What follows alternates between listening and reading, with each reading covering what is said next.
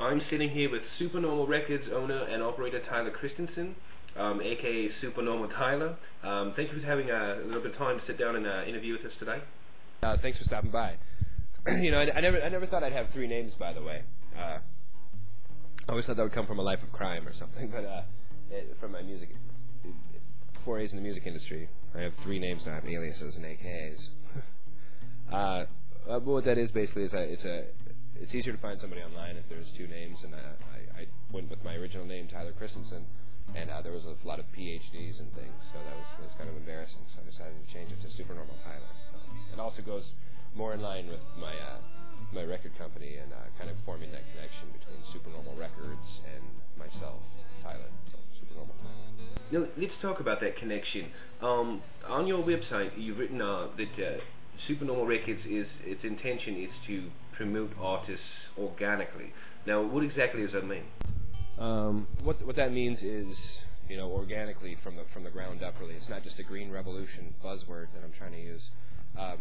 It means basically that you know, the music industry is kind of going through its own revolution right now, and like any good revolution, you know, the power is coming from actually the masses, from the people. So the way I see kind of this new music revolution happening, and what I'm trying to do through Supernormal Records and kind of latch on to that and promote that, is giving more control to artists over their own career, over their own you know, decisions.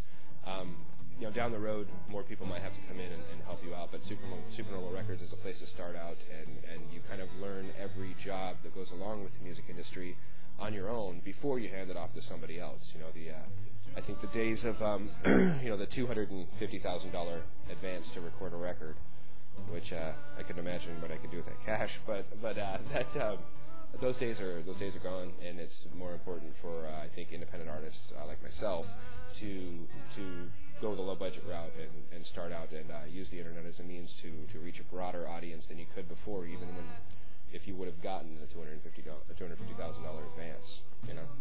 All right, now let's talk about the reason why we're here today. Your music. One of the first videos you put on the internet that we got a hold of was Arizona Born and Glory Bound.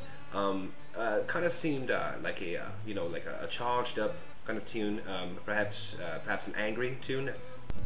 Well, I don't know if I'd call it angry. It's more like, I think in the intention that my intention when I wrote the song was more of like kind of like a shake you up, wake you up kind of thing.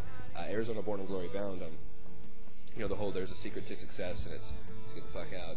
That line is not necessarily. It's not that that I believed it when I wrote it, that you need to get out to get famous. But there was a time in my life when I thought that. But then I kind of realized that fame is kind of a bunch of bullshit anyway. So it's more about, I kind of grew up as an artist, I think, and realized that it's more about making the music. It's more about the connection between people, and it's not about, you know, like lights and whatever they call it, your name and a marquee or something like that. So Arizona Born and Glory Bound for me is more of kind of a celebration tune, which I know sounds weird because the delivery and the words and the lyrics can be taken as maybe I'm fed up and I'm out of here. These faders like rails, I'm never coming back. Or faders like rails, no coming back. Don't even know my own lyrics. That's funny. You sing it 1,000 times, you don't remember it. But that's the faders like rails, no coming back. Kind of just means I'm not necessarily leaving. Like, you know, I have to get out of here. I have to go to California or LA or New York or something like that. It means just, you know, I'm elevating myself above the station, and I'm just kind of going to a new level of my music and a new level of my artistry. I think that I've given up on the notion of that there's that big payoff. It's just a slow, nice breeze, you know, instead of a big rush. So I like it better this way anyway. So glad I grew up. Glad I grew up. Yeah. Well, I guess our final question would be, what can we expect from the future of Supernormal Records? What does the future hold? Well, the future is nigh, I guess. I mean, the future is now, right? I'm just going to keep doing what I'm doing, and I've got some things planned out coming up that I'm kind of excited about.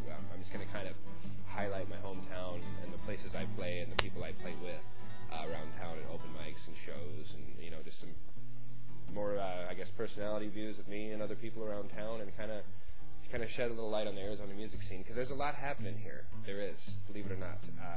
Many people outside of Arizona might not know, but there's quite a little buzz going on here. So I'm just going to kind of tool around town and and do what I've always done, but the camera will be on this time, I guess.